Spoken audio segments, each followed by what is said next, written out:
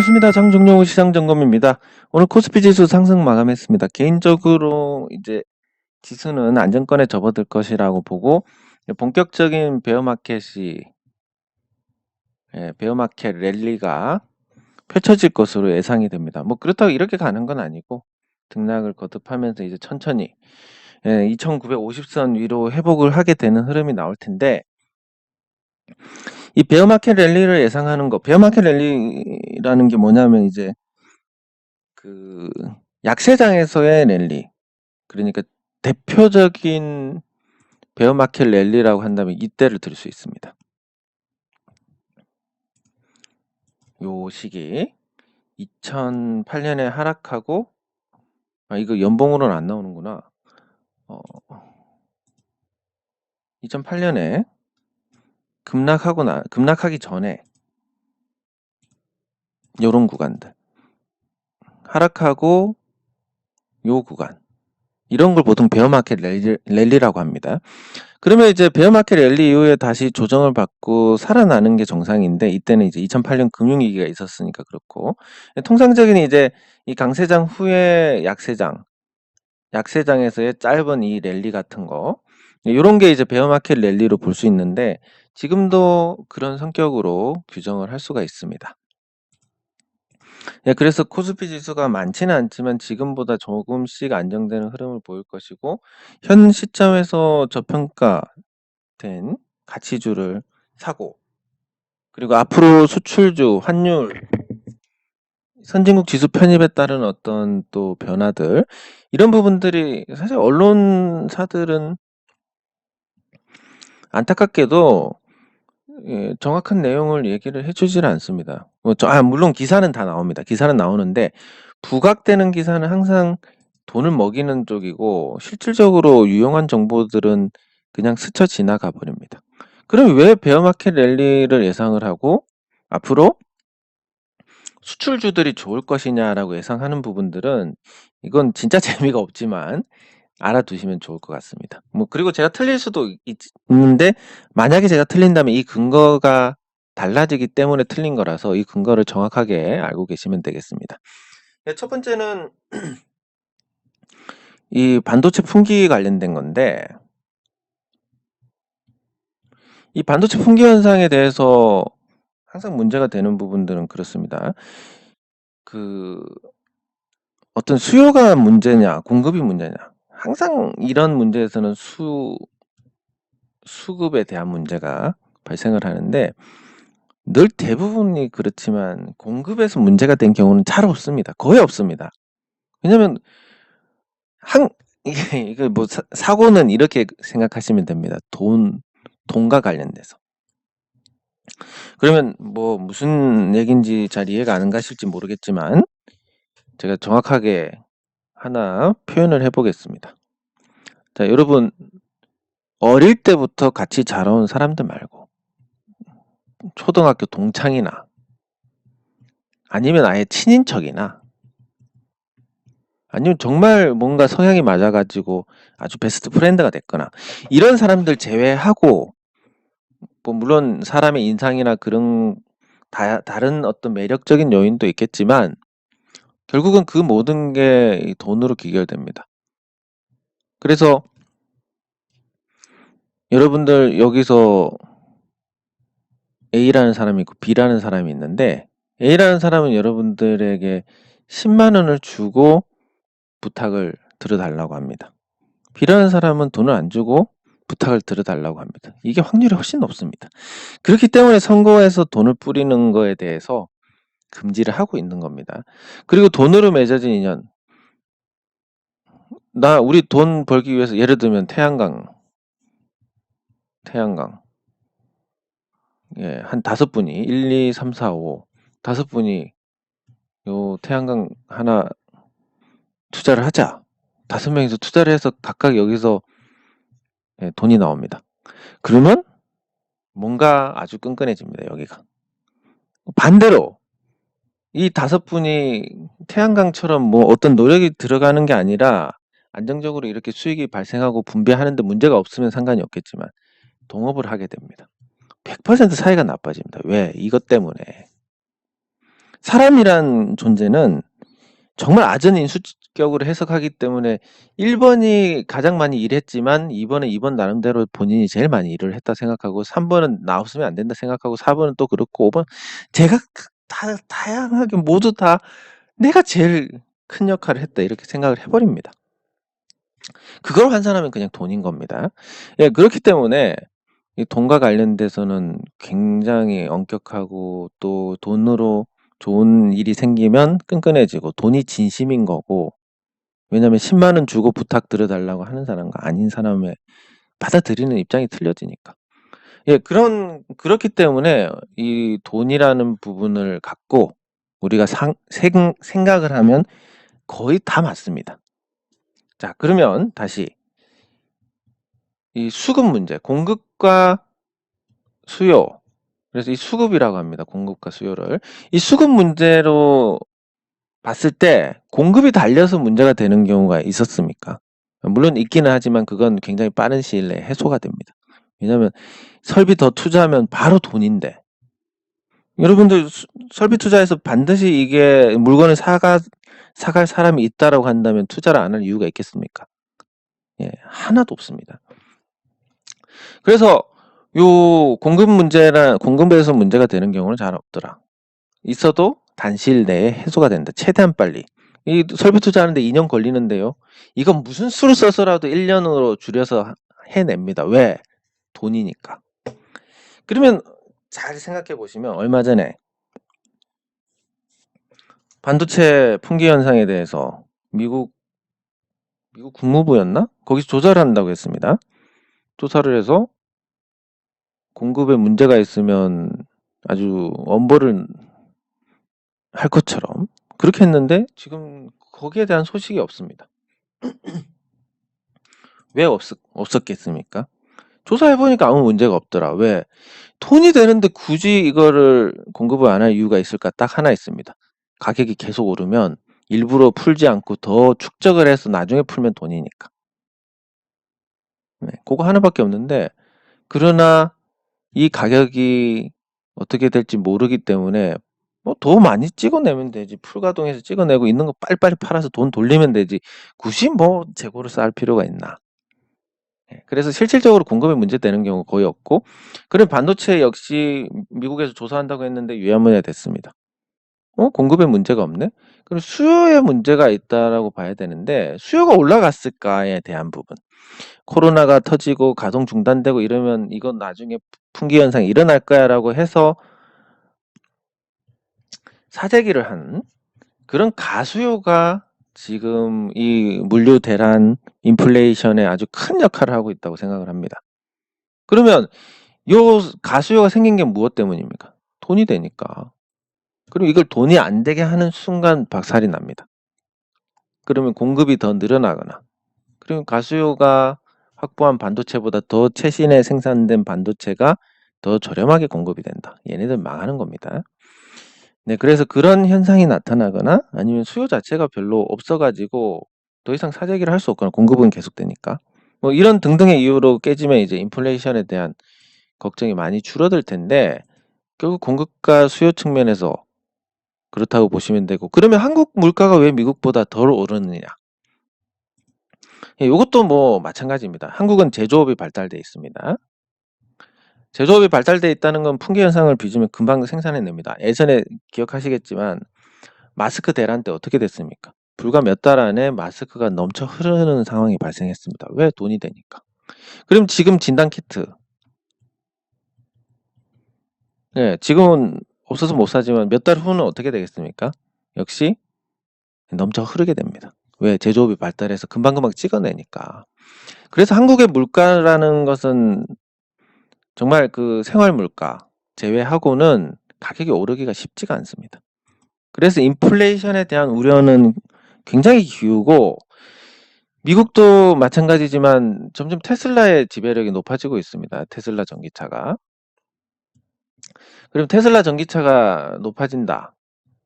테슬라는 뭐 리콜도 그냥 소프트웨어 업데이트로 끝나버립니다. 그리고 중앙 제어 방식이기 때문에 차량용 반도체가 안 들어갑니다. 들어가더라도 요 중앙 제어하는 여기 안에 들어가는 거지 뭐 다른 회사들 차처럼 바퀴 이 자동차 바퀴 제어 뭐 앞에 센서 뒤에 뭐 각각 이렇게 반도체가 다 각각 들어가야 되는 이런 구조가 아니기 때문에 차량용 반도체가 앞으로 부족할 것이냐라고 하면 저는 자신 있게 말씀드릴 수 있습니다. 예, 3개월 안에 그 문제는 없어진다. 왜? 돈이 되니까. 자, 그러면 요 배경으로 해서 지금 미국이 7.5% 물가 상승 올려가지고 앞으로 금리 4% 5% 되면 어떻게 하느냐 이런 얘기 나오지만 제가 판단할 때는 그렇습니다. 3월에 금리 인상 한 번만 하면 분위기가 완전히 바뀔 겁니다. 그리고 4월, 5월이 되면 요 긴축을 했던 부분에서의 부작용이 나타나면서 오히려 조정을 받을 가능성이 크다. 그러면 어떻게 하겠습니까? 금리 인상 없다라고 얘기를 할 가능성이 굉장히 큽니다. 그리고 뭐 미국에서 유가를 잡는데 수단 방법을 가리지 않겠다. 러시아하고 전쟁하는데 러시아가 철군했는데 사실 그 배경을 보면 그 항공 지도를 봤을 때 항공 지도에서 미국 폭격기가 우크라이나 근처로 이동하고 뭐 나름의 어떤 군사적인 조치들이 있었습니다. 밝혀지지는 않았지만 이런 압박도 있었고 그게 결국 전쟁 위험이 낮아지니까 유가가 조정을 받고 미국이 그리고 비축률을 풀고 또 그 석유에 매기는 세금도 면세를 해주고 등등 다양한 조치들을 취하고 있습니다. 그럼 에너지 가격도 물론 예전처럼 낮아지지는 않겠지만 어느 정도 안정이 될 거고 4월부터는 기저효과가 사라집니다. 4월 전에는 작년 4월까지는 물가 상승률이 굉장히 낮았고 그것과 비교해서 올해 많이 오르는 거지만 4월부터는 물가가 올랐기 때문에 올해 4월부터는 이 지표가 확 꺾이게 될 것이다. 얘기가 많이 길어졌는데 결론은 뭐냐면 인플레이션 관련해서 금리 인상이 공격적으로 나오지도 않을 거고 거기에 따라서 시장 조정도 크지도 않을 거다. 저는 조정이 끝났다고 봅니다. 다만 매수 타이밍은 지루함을 없애기 위해서 이 지루함을 없앤다는 건 뭐냐면 이 첫 번째, 두 번째 바닥 나오고 세 번째 바닥 나오고 이제 랠리인데 그럼 첫 번째 바닥에 사는 게 가격적으로는 제일 좋습니다. 그리고 두 번째 바닥도 나쁘지 않지만 이 여기서 산 사람이 그냥 보유를 했다고 치면 오 만족스러운 수익률이 왔는데 다 날아가 버렸네 이쯤에서 그럼 다시 올라갔을 때 어떻게 됩니까? 매도를 해버리게 됩니다. 여기서 산 사람도 마찬가지입니다. 똑같은 심리 구조로 겪게 되어 있습니다.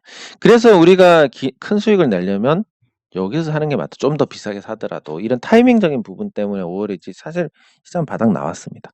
자, 그러면 코스피는 앞으로 바닥이 나왔고 좋아질 거고 수출 비중이 높은 종목들 가치 대비 실적이 주가 대비 가치가 좋고 실적이 좋은 종목들은 재평가를 받게 될 것이고 코스닥도 낙폭 과대주가 반등이 강하게 나왔을 뿐 뭐 어쨌든 무너져가는 부분에는 틀림이 없습니다. 그러면 코스닥도 마찬가지입니다. 그 종목들이 찢어지고 나면 나머지 종목들의 흐름이 좋아질 것이다. 그 좋아지는 흐름에 따라서 앞으로 그 무게 중심이 바뀔 것인데 무게가 아직까지는 거품지에 크기 때문에 지수가 당분간 부진할 거고 시간이 지나면 조금씩 만회가 될 거다. 이렇게 정리를 해볼 수가 있겠습니다. 그래서 시장에 대해서 말씀드리고 싶은 건 언론에서 다루지 않는 부분 그렇다고 언론이 뭐 잘못됐다 거짓말을 한다 이런 차원이 아니라 부각되는 뉴스들은 돈의 어떤 힘이 작용을 한다. 그럼 부각 안 되는 뉴스 중에서 정말 필요한 뉴스들이 있는데 우리는 모르고 넘어간다. 그걸 알려주는 사람이 누군가? 제가 제가 알려드리겠습니다. 예, 그래서 그 진짜 중요한 뉴스는 미국이 이제 조사를 했는데 공급 차원에서 문제가 없었다라는 거. 그리고 테슬라 지배력이 높아질수록 자동차 반도체의 수요가 그렇게 늘어나지 않을 것이다라는 부분. 그리고 뭐가 됐든 돈이 되면 그 돈을 생각하고 본다면 다 맞는 겁니다. 그래서 공급에서 문제가 생기는 경우는 잘 없다. 왜? 찍어낼수록 돈이 되니까. 수요가 크게 늘어난다? 이런 부분도 결국은 시중에 돈이 있느냐 없느냐 이걸 사기 위해서 사람들이 돈을 쓰느냐 안 쓰느냐에 달린 겁니다. 그런 걸 봤을 때는 4월이면 굉장히 인플레이션 문제는 안정이 될 것이고 시장이 좋아질 것이다. 그래서 베어마켓 랠리가 시작이 됐다. 이렇게 말씀을 드릴 수 있는 겁니다. 네, 그럼 댓글 확인하도록 하겠습니다.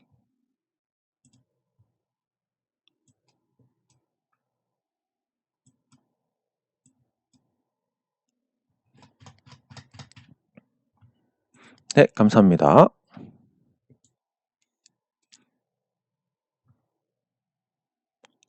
제가 저번에 군대 말씀드렸듯이 또 이 입이 간질간질한데도 이런 질문을 제가 원하는 질문을 딱 해주시니까 제가 군대에 있을 때 이제 한 8인분 일을 했습니다. 8인분. 물론 뭐 누가 시켜서 한 게 아니라 제가 이 일에 대해서 저 일에 대해서 요 일에 대해서 이제 열심히 돕다 보니까 어느새 이제 제 일이 돼 있어가지고 그래서 이때 제가 굉장히 제 나름대로 알찬 시간을 보냈습니다. 그러니까 아침에 일어나서 그 시간 일하기 싫을 때는 인사 기록을 합니다. 그리고 인사 명령도 내고 그리고 부대 행사에 대해서 지원도 하고 그러면서 이제 또 신병 교육도 하고 그러면서 또 저녁식도 준비하고 굉장히 많은 업무들을 아주 제가 생각했을 때 아주 잘했다라고 생각을 하는데 그래서 저는 말씀하신 것처럼 아마 어떤 기업에 입사를 했으면 굉장히 좋은 직원이 됐지 않았을까 생각을 하는데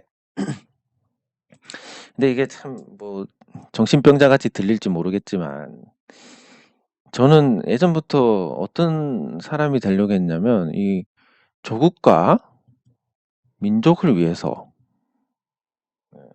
살아야 되겠다. 이 얘기하니까 다 이상하게 보던데. 조국과 민족을 위해서 어떤 일을 해야 될지. 예, 그런 생각을 하고 있는데 이제 제가 졸업반에 다가왔을 때 이제 그때 취업 준비도 하고 뭐 그랬는데 우연히 이제 이 주식 관련된 글을 썼는데 호응을 많이 받았습니다. 예, 저도 이제 관심 종자였는지 그런 게 굉장히 재밌었고. 예. 근데 그때 당시에 이제 그 조국과 민족을 위해서 할 수 있는 일, 뭐 대기업에 들어간다. 이건 개인의 어떤 일이니까. 그렇다고 뭐 제가 그런 기회를 박차고 이렇게 한 건 아니고 그 글을 쓰고 이제 감사하다는 얘기를 듣고 이런 게 굉장히 재밌어가지고 이게 참 직업이 되면 얼마나 인생이 행복할까. 왜냐면 너무 재밌는 일이니까 그런 생각을 했습니다.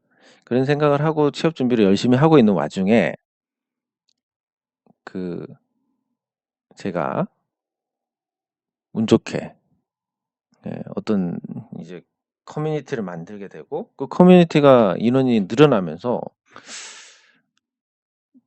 여기서 이제 길을 보게 됩니다. 그리고 두 가지 생각을 했는데 하나는 주식 관련된 사람들 너무 사기꾼들밖에 없다. 사기꾼이고 뭐 계좌 보면 뭐 정말 쓰러질 정도로 형편없는 사람들이 주식 고수인 행세를 하는데 뭐 나 정도 되면 이런 사람들하고 경쟁해서는 이길 수 있겠다. 그런 생각. 그리고 이게 너무 재밌다는 게 사실 제일 첫 번째고 그 두 번째 내가 이 사람들보다는 이길 수 있겠다. 이런 거고 세 번째는 제가 그 이전에도 돈을 벌고 있었습니다. 그래서 그 인터넷 자료실을 운영하면서 그 아시다시피 해피캠퍼스나 이런 거 그리고 인터넷 자료실을 운영하면서 제가 그 당시에 이제 시드머니를 열심히 만들고 있었던 와중이었기 때문에 사실 취업을 꼭 해야 된다는 그런 생각도 없어가지고 그랬는데 그때 이제 생각한 게 그렇습니다. 그 뭐냐면 제가 어떤 일을 했냐면 저 웹하드 아실지 모르겠는데 이 또 사설이 너무 길어지니까 빨리 마무리하도록 하겠습니다.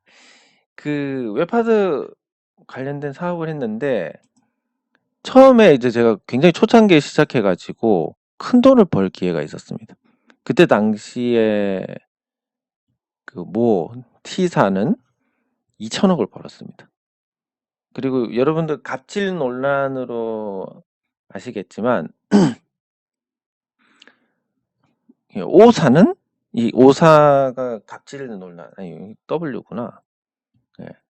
W사가 그 대표의 갑질 논란 이렇게 있었는데 이분도 굉장히 많은 돈을 벌었습니다. 이 세대하고 제가 같이 시작을 했습니다. 근데 여러분 어떤 차이가 있냐면 이분들은 어쨌든 불법적인 자료를 유통을 시켰고 저는 합법적인 자료만 유통을 시켰습니다. 그러다 보니까 제가 그때 당시에 벌던 게 한 달에 한 150 정도였고. 네, 그래서 이거 하면서 학교 수업 받고 땡 하면 와서 자료실 와서 또 자료 집에 달려와서 자료 올리고 또 뛰어가서 이 15분 만에 뛰어가서 올리고 다시 올리고 수업 받고 또 와서 자료 올리고 또 예, 지금 생각하면 젊은 시절이 좋지만 저는 그때로 돌아가라고 하면 못 돌아갈 것 같습니다. 너무 힘들게 일해가지고.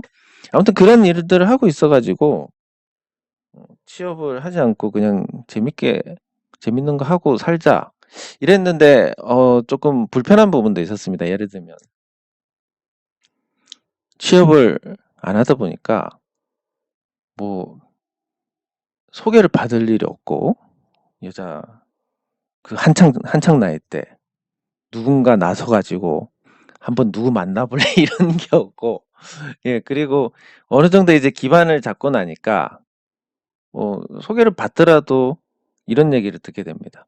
뭐 주식 관련된 일 하시나 봐요. 뭐 그래서 예, 그런데 뭐 주식이나 로또나 뭐 이런 얘기도 듣고 그러다 보니까 이제 어떤 생각이 드냐면 이런데 시간 낭비하지 말자. 재미없다 너무. 예, 저 소개받고 그런 거 재미없다. 예, 이런 생각을 하게 됐는데 어쨌든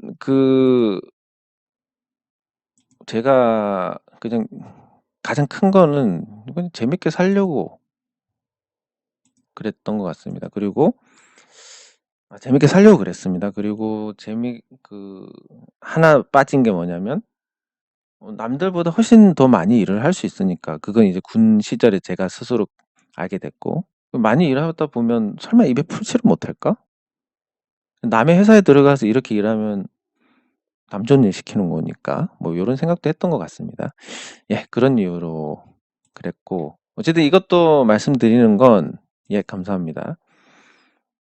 여러분들께서 저를 아셔야 저게 뭐 떠들고 있을 때 이걸 참 예, 예, 감사합니다. 예, 그래서 어제 얘기의 연장선이 이런 겁니다. 내가 약간 얼굴이 두꺼워도 남들은 그렇게 생각을 안 하거나 내가 기세가 더 세면 남들이 말을 안 하게 되는구나.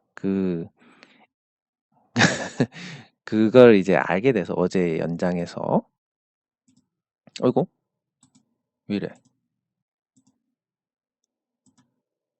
그거 알게 돼가지고 예, 그래서 이제 이런 일을 할 수가 있었습니다. 이 주주 운동도 할 수 있었고 예, 뭐냐면 누군가는 그렇게 생각할 수도 있습니다. 네가 뭔데 소액주주 대표처럼 행동하느냐.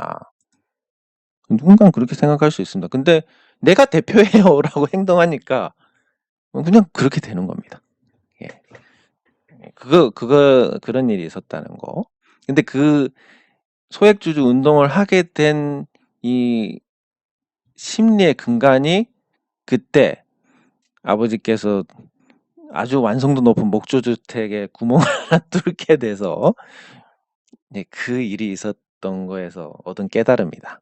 예, 요거를 말씀드리고 싶었던 거고 예, 케어랩스 같이 살펴보도록 하겠습니다.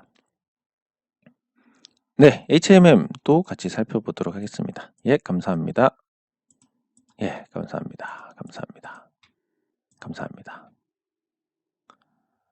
사실 이게 없습니다. 방법이 없습니다. 방법이 없는데 여러분들 큰 기업들 뭐 삼성전자 제가 삼성전자는 잘 모르지만 삼성전자에서 어떤 자금을 담당하는 분이 마음대로 개인 계좌에 돈을 뺄 수 있을 것이냐 시스템적으로 아마 저는 그게 안 될 거라고 봅니다.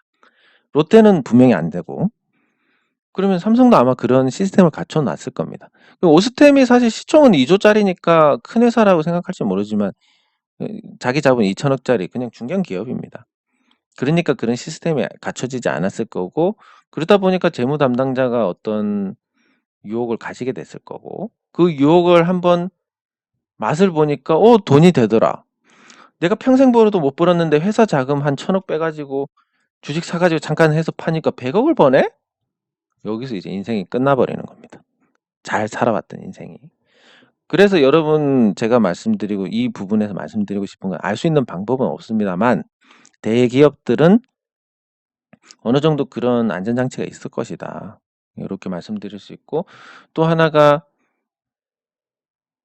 좋은 일이 나쁜 일이 될 수도 있고 나쁜 일이 좋은 일이 될 수도 있습니다. 저한테도 마찬가지지만 제가 주식으로 이렇게 이제 방향을 잡고 활동을 하게 된 건 저한테는 굉장히 좋은 일이었습니다. 왜냐하면 재미가 있었으니까. 하지만 2016년에 그런 일이 터지고 나서는 저한테는 굉장히 나쁜 일이 됐습니다.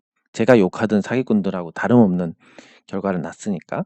근데 그걸 또 극복하고 나니까, 지금 생각하니까 그 일로 인해서 제가 많이 성장을 하고, 또 그 과정에서 또 잘 극복하신 분들은 지금 뭐 유튜브에 떠드는 사람 저밖에 없지만, 그때 그 과정 극복하고 또 소액주주 운동 경험하신 분들 중에 아마 순위로 따지면 유튜브에서 주식 다루는 분들하고 그분들하고 비교했을 때 그분들이 훨씬 더 역량이 뛰어나다라고 생각합니다. 주식 투자의 결과는 누구도 장담할 수 없습니다. 운이 굉장히 크게 작용하니까.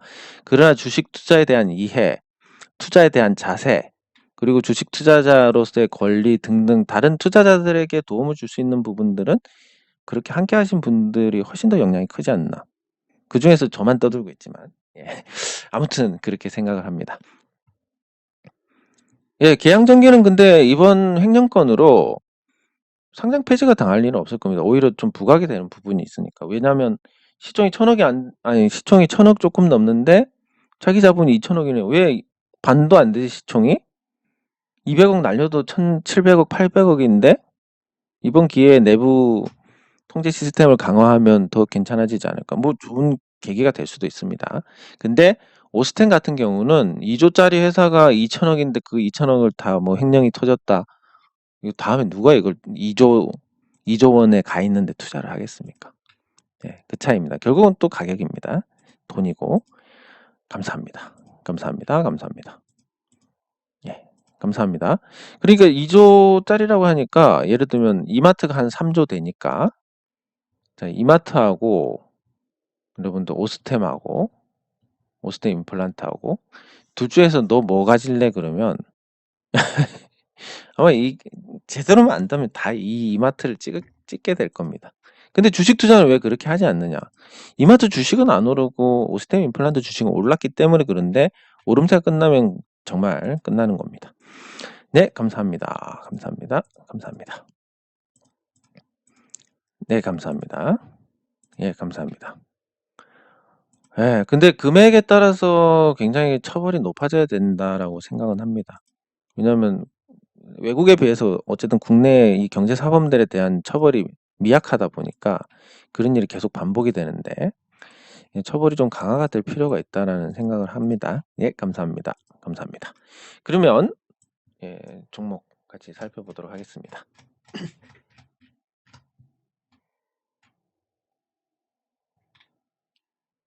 예, 케어랩스.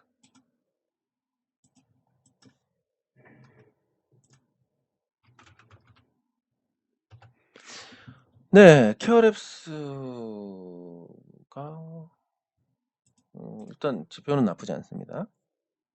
길게 매집 중. 오, 예, 그런 것 같습니다. 길게 매집 중이고, 예전에 시세 냈을 때랑 비교해서 회사의 상태가 굉장히 좋아졌습니다. 그리고 헬스케어 플랫폼 기업인데, 뭐 오를 만한 이유는 잘 모르겠지만 어쨌든 말씀하신 것처럼 가격이 떨어지면서 거래량이 많이 실려가지고, 그것도 수년간 실렸으니까, 만약에 특정한 주체가 이 종목에 대해서 주식을 매집을 했다면, 의지를 갖고 이미 이 정도 거래량이면 한 50% 이상 주식을 보유한 상태가 아닐까.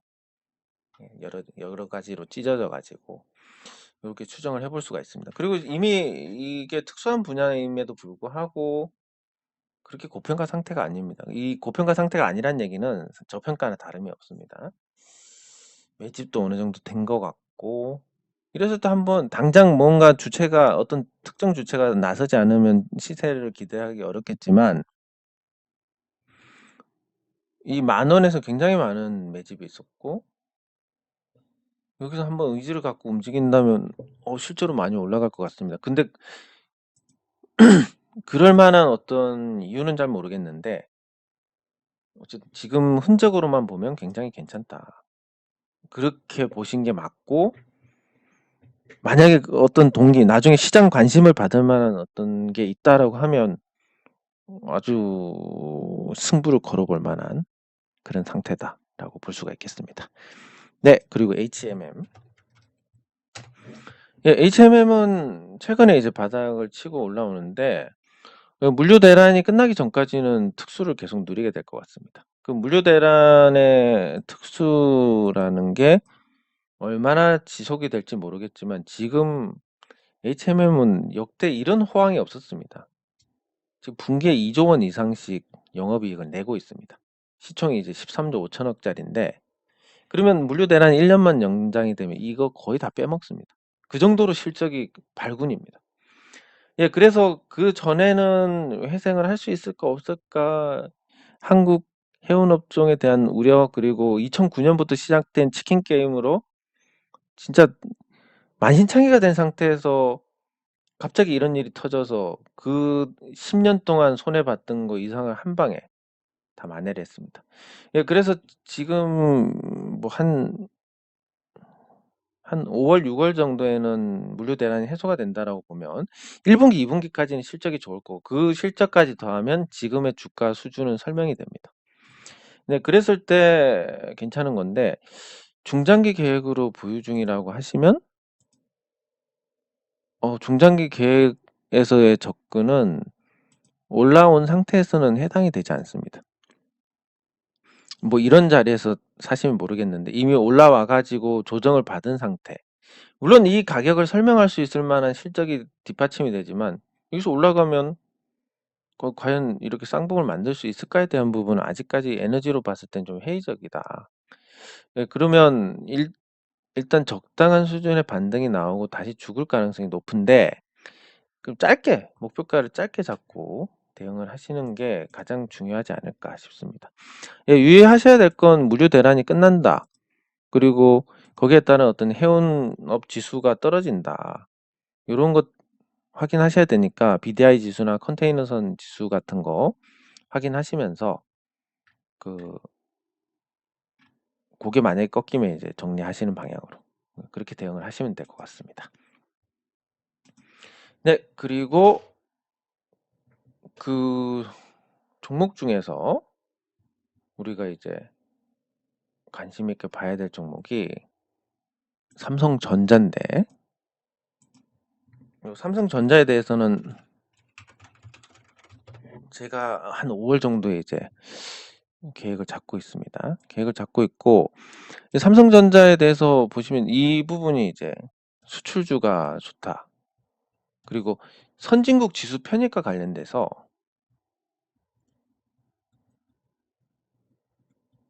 세 가지 측면이 있습니다. 선진국 지수 편입에서 이제 그동안 걸림돌이 됐던 게 환율, 외환시장 개방도가 떨어진다. 하루 종일 환율 환전하게 해달라. 그리고 지수 사용권 달라. 코스피 지수 못 믿겠다. 근데 실제로 못 믿을 것 같습니다. 셀트리온이 처음 들어왔을 때만 해도 국민연금이 셀트리온 편입 안 했습니다. 근데 LG 에너지 솔루션을 저렇게 패시브라는 명목으로 편입을 하고 있습니다. 이거 문제가 굉장히 심각합니다. 지수 사용권 그리고 그 요거 두 가지면 해결하면 될 것 같은데 요 외환시장 개방과 지수 사용권인데 한국 같은 경우는 이 환율을 저환율로 통제해 가지고 원화 약세를 유도해서 수출 경쟁력을 제고하는 그런 정책을 계속 취해 왔습니다. 근데 그걸 포기하겠다라는 것은 두 가지 측면이 있는데, 앞으로 미국이 금리를 올려도 우리는 금리 안 올릴 거다. 그러면 국내에 있는 외국인 자금이 빠지니까 원화 약세가 될 것이다. 그러면 굳이 외환 당국이 개입하지 않아도 원화가 약세가 된다. 즉 금리를 안 올리겠다는 신호가 이 선진국 지수 편입입니다. 근데 아무도 이런 얘기를 하지 않습니다. 제가 혼자 또라이라서 이런 얘기를 하는 건지 저 혼자 착각했는 건지 모르겠지만, 선진국 지수 편입은 금리 인상을 하지 않겠다는 겁니다. 외환시장 개방해가지고 지수 사용권이야 뭐 니들 알아서 만들어 하면 되는 거고. 그러면 선진국 지수 편입을 하게 됩니다. 편입을 하게 되면 자연스럽게 외국인 자금 유입이 됩니다. 이 외국인 자금이 유입되는데 뭐 LG 에너지 솔루션을 사겠습니까, 얘네들이? 아니면 셀트리온을 사겠습니까? 삼성 바이오로직스를 사겠습니까? 얘네들은 철저히 가치 투자 자금입니다. 그러면 삼성전자를 사고 포스코를 살 건데 2024년에 편입이 될 가능성이 높으니까 지금 당장은 아니지만 그때 맞춰서 편입을 해 나갈 거고. 그러면 금리 안 올릴 거다. 금리 안 올리고 원화 약세를 유도할 거다. 그럼 수출주가 좋다. 좋으면서도 또 선진국 지수 편입돼서 외국인 매수가 들어온다. 이 양쪽에 두 개의 박자가 맞아 떨어지면서 삼성전자, 포스코 등등 가치주들이 재평가 받을 거라고 보고 있습니다. 거품이 꺼지고 나머지 종목들은. 그거에 대한 어떤 시발점이 올해 5월 달이 될 것이라고 보는데, 물론 제 예측이 틀릴 수도 있지만 거기에 따른 지금 이 정부의 환율 정책 변동에 따른 최대 수혜주가 삼성전자고, 그 환율은 지금까지 삼성그룹에 굉장히 많은 영향을 줬습니다. 삼성이 이제 대기업으로 성장할 수 있었던 배경 중에 하나가 IMF 때 삼성생명이 보유한 대규모 달러가 가치가 그때 IMF 당시에 800원 하던 원화가 달러당 2,000원을 하게 되면서 어마어마한 한 차익을 얻었습니다. 삼성생명이. 그 한 차익을 기반으로 기아차 주식을 샀었고 자동차업에 뛰어들려고 뭐 그런 이제 과정들이 있는데, 그리고 뒤에 2008년 금융위기 때 저환율 정책으로 수출주에 혜택을 주면서 삼성전자가 비약적으로 성장했고 또 현대차 그룹도 성장을 했습니다. 그리고 이번에도 또 마찬가지입니다. 또 환율이 삼성그룹에 변화를 줄 텐데, 선진국 지수 편입하고 미국이 금리 올릴 때 따라 올리면 우리는 죽으니까 금리 못 올리겠다. 그러면 원화가 너무 약세가 되는데요. 그러면 저 선진국 지수 편입하게 되면 그게 두 개가 어느 정도 상계가 되겠구나. 이런 어떤 거대한 정책의 변화입니다. 여기에 또 최대 수혜주가 삼성전자가 될 거니까 당장은 재미없는 흐름이지만, 그래서 지금 사시라는 말 아닙니다. 5월 정도 되면 좋은 타이밍이 나올 것이다.